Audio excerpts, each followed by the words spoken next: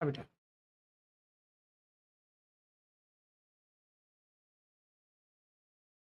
हाँ जी, नमस्कार मित्रों।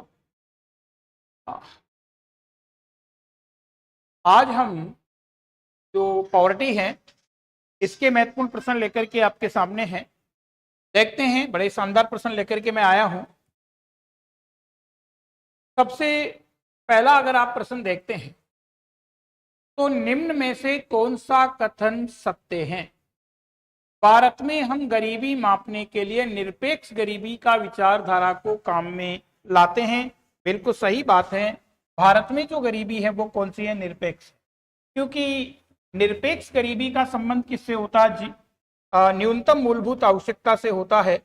यदि कोई व्यक्ति अपने जीवन से जुड़ी हुई न्यूनतम मूलभूत आवश्यकता को पूरा नहीं कर पाता है, उसको निरपेक्ष गरीब कहा जाता है। और आपको पता है हमारे भारत में हमारी जनसंख्या का लगभग 1/3 भाग है वो जीवन से जुड़ी हुई न्यूनतम मूलभूत आवश्यकताएं पूरी नहीं कर पा रहा है। अविकसित देशों में सापेक्ष गरीबी बिल्कुल गलत है। अविकसित देशों में निरपेक्ष गरीबी होती है। सापेक्ष गरीबी तो विकसित देशों में पाई जाती है। विकसित देशों में निरपेक्ष गरीबी, ये भी गलत है। उत्तर कौन सा आ गया बेटा जी? इसका उत्तर आ गया ए कि भारत में जो गरीबी है वो निरपेक्ष गरीबी है। भारत की जनसंख्या का 1/3 भाग है वो अपने जीवन से जुड़ी हुई न्यूनतम मूलभूत आवश्यकताओं को पूरा नहीं कर पा रहा है। नेक्स्ट आप देखिएगा, प्रश्न है प्रश्न संख्या 2। निम्न में से कौन सा गरीबी उन्मूलन का सबसे महत्वपूर्ण कार्यक्रम रहा है? गरीबी उन्मूलन का सबसे महत्वपूर्ण कार्यक्रम रहा है बेटा वो IRDP। Integrated rural development programme, समन्वित ग्रामीण विकास कार्यक्रम। उत्तर हो गया बी। याद रखना, IRDP कार्यक्रम है, इसको लॉन्च किया था 1978-79 में, पर इसको संपूर्ण भारत में जो लागू किया गया था, संपूर्ण भारत में इसको लागू किया था 2 अक्टूबर 1980। और इस कार्यक्रम का उद्देश्य क्या रहा कि जो ग्रामीण क्षेत्र में BPL परिवार है, ग्रामीण क्षेत्रों में जो BPL परिवार है, गरीबी रेखा के नीचे जीवन यापन करने वाले लोग हैं, उनके लिविंग स्टैंडर्ड में सुधार करना, उनको गरीबी रेखा से बाहर लाना, जीवन स्तर में सुधार लाना, उनको गरीबी रेखा से बाहर लाना, ये इस प्रोग्राम का उद्देश्य रहा है। तो गरीबी निवारण का सबसे महत्वपूर्ण कार्यक्रम है वो है IRDP। प्रश्न 2 का उत्तर होगा बी। जो स्टूडेंट्स देख रहे हैं वो बेटा उत्तर लिखा करो, है ना। नेक्स्ट प्रश्न संख्या 3। सापेक्ष गरीबी में अध्ययन करते हैं। तो बेटा सापेक्ष गरीबी है, ये तुलना होती है, क्योंकि आपको पता है सापेक्ष गरीबी वास्तविक गरीबी नहीं होती है। सापेक्ष गरीबी तुलनात्मक गरीबी होती है। और तुलना आप व्यक्तियों के बीच भी कर सकते हैं, परिवारों के बीच भी तुलना कर सकते हैं, समाजों के बीच भी तुलना कर सकते हैं, और राष्ट्रों के बीच भी तुलना कर सकते हैं। अगर विभिन्न व्यक्तियों, विभिन्न परिवारों, विभिन्न समाजों, विभिन्न राष्ट्रों के बीच जीवन स्तर और आर्थिक स्थिति की तुलना की जाती है, वो सापेक्ष गरीबी होती है। तो व्यक्तियों के जीवन स्तर की तुलना भी हो सकती है, परिवारों की भी हो सकती है, राष्ट्रों की भी हो सकती है। उत्तर आएगा उपरोक्त सभी। नेक्स्ट प्रश्न संख्या 4 देखिए, निम्न में से किसका संबंध गरीबी के आकलन से नहीं है? तो बेटा दांडेकर और रथ फॉर्मूला है, 1971 का है, जिसने गरीबी की कैलोरी अवधारणा का प्रतिपादन किया था। लकड़वाला समिति है, ये 1989 में गठित हुई थी और 1993 में इसने अपनी रिपोर्ट दी थी। बेटा लकड़वाला समिति है, इसका संबंध भी गरीबी से रहा है। और लकड़वाला समिति ने अलग अलग राज्यों के लिए गरीबी के अलग अलग मापदंड निर्धारित करने की सिफारिश की थी। PS मिन्नाश, इनका संबंध भी गरीबी से है। बेटा इन्होंने गरीबी पे किताब भी लिखी है। तो ये तीनों हैं, इनका संबंध है वो तो किससे हैं, गरीबी से है। पर जेके मेहता है, इनका संबंध गरीबी से नहीं है। जेके मेहता ने तो आवश्यकता विहीनता का सिद्धांत दिया था, आवश्यकता विहीनता, ये सिद्धांत है, इसके लिए जेके मेहता है, उनका नाम जुड़ा हुआ है, जेके मेहता इसके लिए प्रसिद्ध है। नेक्स्ट प्रश्न संख्या 5, सुरेश तेंदुलकर समिति ने भारत में गरीबी निर्धारण के लिए किस सूचकांक को आधार बनाया था, ये प्रश्न पूछा हुआ है। तो ध्यान रखना, गरीबी निर्धारण का अभी वर्तमान में आधार है वो है प्रति व्यक्ति उपभोग खर्च, ये तो आधार है। और इसका सूचकांक है वो है जीवन निर्वाह लागत सूचकांक, जीवन निर्वाह लागत सूचकांक, ये इसका वर्तमान आधार है। तो उत्तर होगा बेटा जी जीवन निर्वाह लागत सूचकांक, उत्तर होगा ये प्रश्न पूछा हुआ है। नेक्स्ट अपन देखते हैं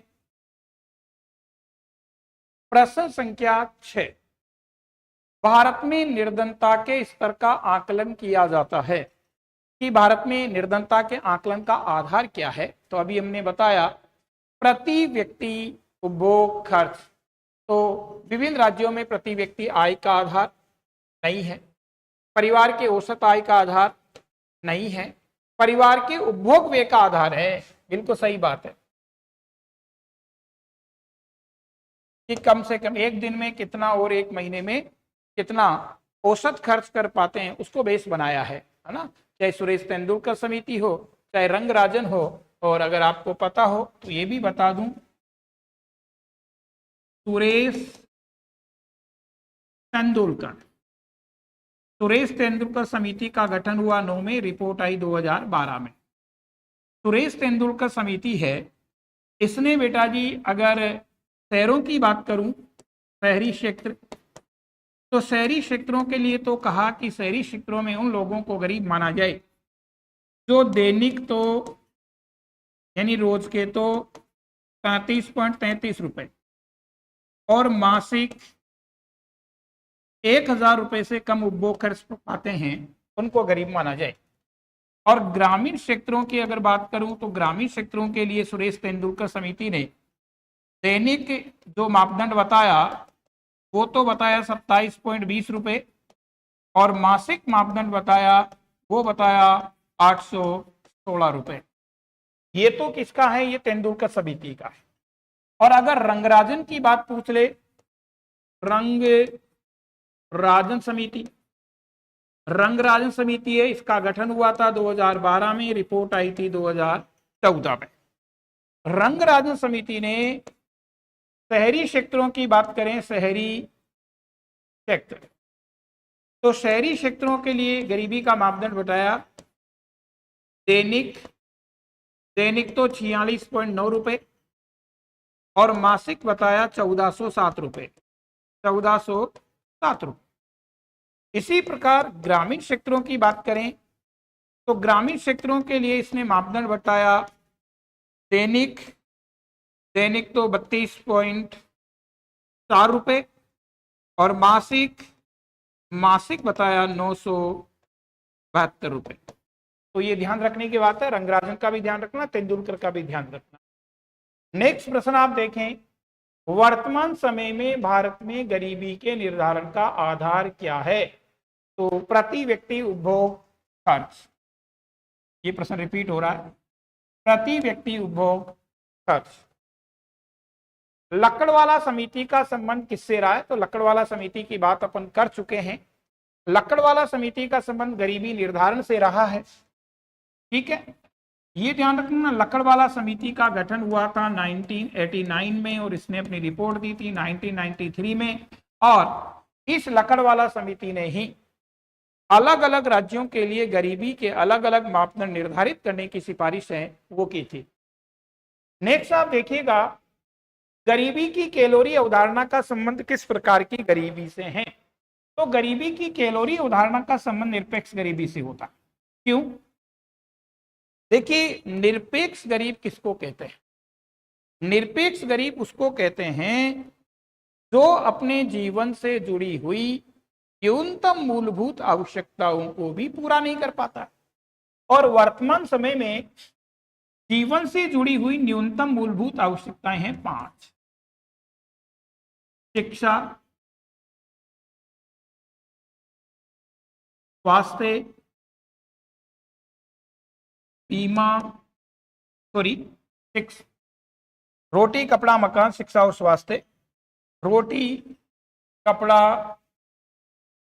रोटी कपड़ा मकान शिक्षा और स्वास्थ्य, ये 5 अभी न्यूनतम मूलभूत आवश्यकताएं हैं।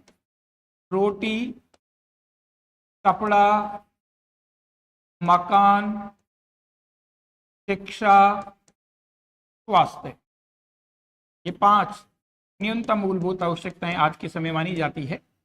अब बच्चों, रोटी न्यूनतम मूलभूत आवश्यकता, और कैलोरी किससे मिलती है? कैलोरी रोटी से ही तो मिलेगी यार, कैलोरी। ठीक है, यानी कैलोरी का संबंध किससे होता है? भोजन से, खाद्यान्न से होता है, और खाद्यान्न जीवन की न्यूनतम मूलभूत आवश्यकता है। इसलिए कैलोरी का संबंध किस प्रकार की गरीबी से होगा? निरपेक्ष गरीबी से होगा। यह प्रश्न भी पूछा हुआ है। गरीबी हटाओ का नारा किस पंचवर्षीय योजना में दिया गया था? ध्यान रखना, गरीबी हटाओ का नारा है, ये दिया गया था 5वीं पंचवर्षीय योजना में, और दिया किसने था? इंदिरा गांधी के द्वारा ये दिया गया। दोस्तों ध्यान रखना,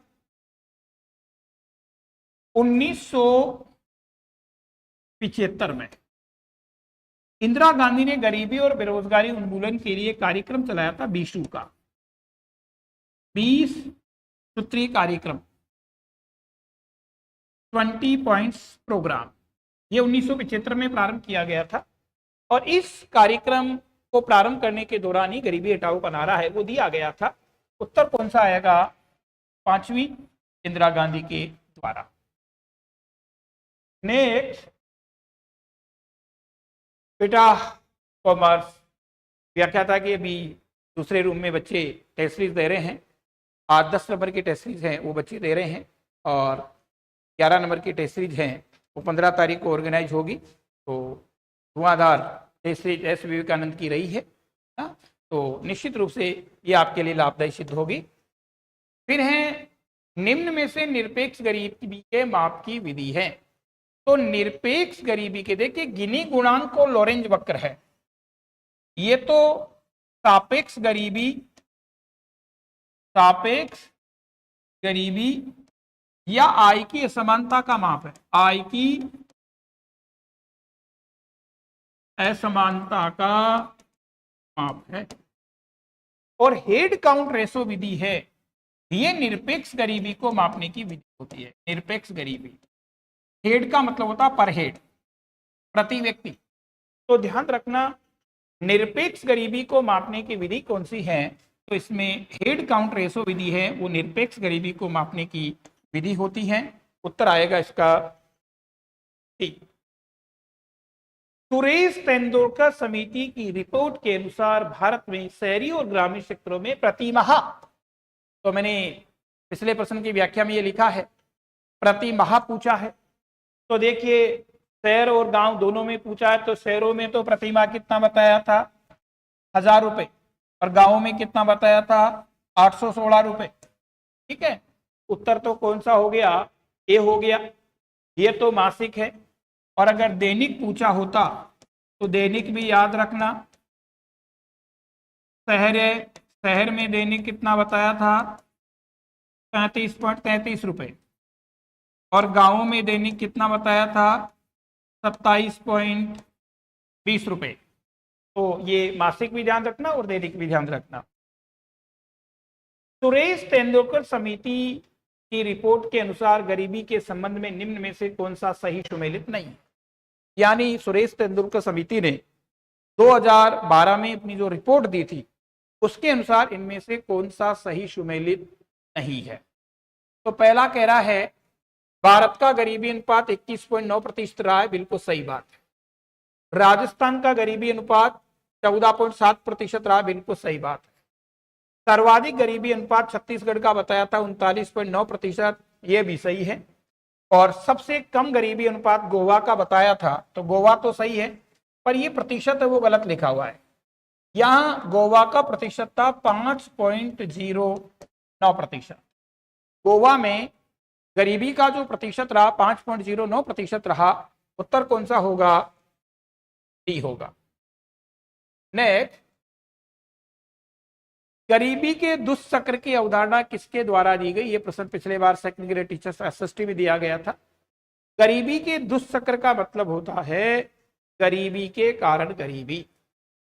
गरीबी के दुष्चक्र का मतलब होता है गरीबी के कारण गरीबी। और ये जो सिद्धांत दिया गया वो किसने दिया है? वो नृक्ष ने दिया है। तो गरीबी के दुष्चक्र की अवधारणा है वो किसकी है बच्चों? वो नृक्ष की है। ये प्रश्न पिछले बार सेकंड ग्रेड टीचर्स एसएसटी के एग्जाम में पूछा हुआ है। नेक्स्ट आप देखिएगा, पॉवर्टी एंड फेमाइंस पुस्तक किसकी है? तो पॉवर्टी और फेमाइंस पुस्तक है वो अमर्त्य सेन की है, गरीबी और अकाल, है ना। और अमर्त्य सेन भारतीय अर्थशास्त्री है, भारतीय मूल के अर्थशास्त्री है। और दोस्तों इनको 1998 में वेलफेयर इकोनॉमिक्स पर अर्थशास्त्र के क्षेत्र में नोबेल पुरस्कार से भी नवाजा गया है। तो उत्तर होगा अमर्त्य सेन। हाँ जी, आर्य की भी बहुत शानदार और जानदार टेस्ट सीरीज है, एस विवेकानंद संस्थान में चल रही है। जो आर्य की तैयारी कर रहे हैं वो इस टेस्ट सीरीज का अगर लाभ लेना चाहते हैं तो एस विवेकानंद संस्थान के ऐप से जुड़ सकते हैं। नेक्स्ट है, योजना आयोग ने भारत में गरीबी निर्धारण के लिए शहरी और ग्रामीण क्षेत्रों में कैलोरी मापदंड कितना निर्धारित किया था? तो देखिए बेटा, पहले क्या दिया है? शहर। तो शहरों के लिए तो 2100 कैलोरी।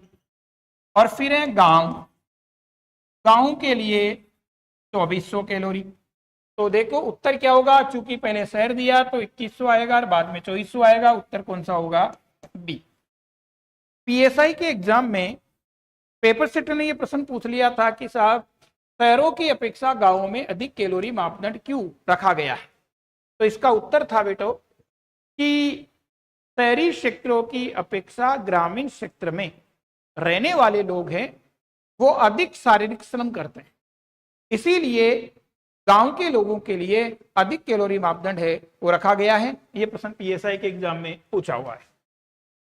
नेक्स्ट आप देखिए, आय व धन के वितरण की असमानता का संबंध किस प्रकार की गरीबी से होता है? आय और धन के वितरण की असमानता है, यानी किसी की इनकम है वो 10,000 रुपए महीना है और किसी की इनकम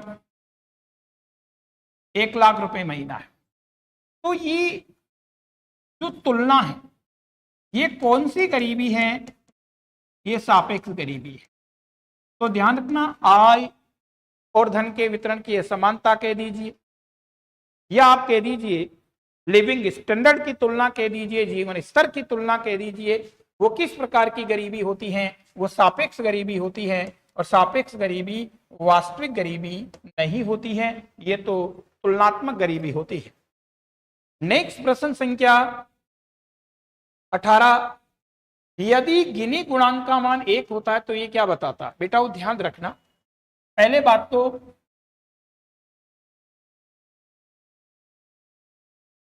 सापेक्ष गरीबी, सापेक्ष गरीबी को मापने का गुणांक जो गुणांक होता है वो होता गिनी गुणांक। ठीक है, गिनी गुणांक का वैल्यू है ये कम से कम तो 0 और अधिक से अधिक 1। ठीक है, 0 से लेकर के 1 तक होता है। अगर गिनी गुणांक का वैल्यू 0 आता है तो ये पूर्ण आर्थिक समानता का सूचक होता है, और यदि गिनी गुणांक का मान 1 आता है तो ये पूर्ण आर्थिक असमानता का सूचक होता है। दोस्तों ध्यान रखना, अगर किसी देश का गिनी गुणांक 0 से 1 की तरफ जा रहा है, देखो एरो मार्क देखो, 0 से 1 की तरफ जा रहा है, इसका मतलब असमानता बढ़ रही है,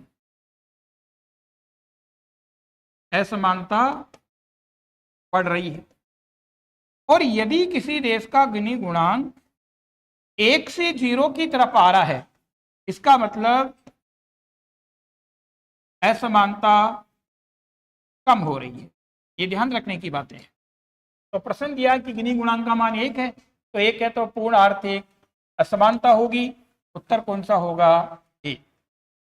नेक्स्ट, गरीबी निर्धारण के लिए रंग राजन समिति का गठन किस वर्ष किया गया था? तो देखिए, रंग राजन समिति, बेटा रंग राजन समिति का गठन तो हुआ था 2012 में, और इसने अपनी रिपोर्ट दी थी, वो दी थी जुलाई 2014 में। और ये भी ध्यान रखना, रंगराजन समिति है, इसने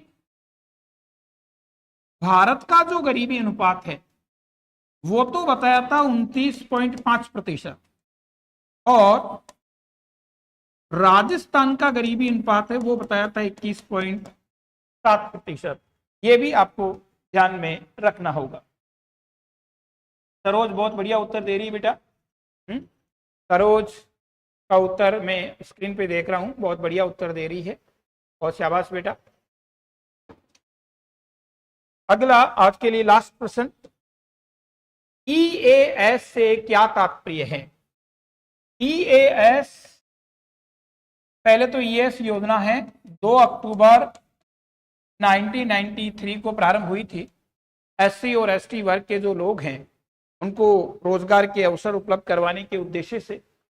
और बेटा जी ईएएस है क्या? ईएएस है एम्प्लॉयमेंट एश्योरेंस स्कीम, जिसको अपन हिंदी में कहेंगे रोजगार आश्वासन योजना, या कह दीजिए रोजगार बीमा योजना। ये प्रश्न कॉमर्स व्याख्याता में पूछा हुआ एक बार कि ईएएस रोजगार आश्वासन योजना कब प्रारंभ हुई? तो प्रारंभ हुई थी 2 अक्टूबर 1993 को।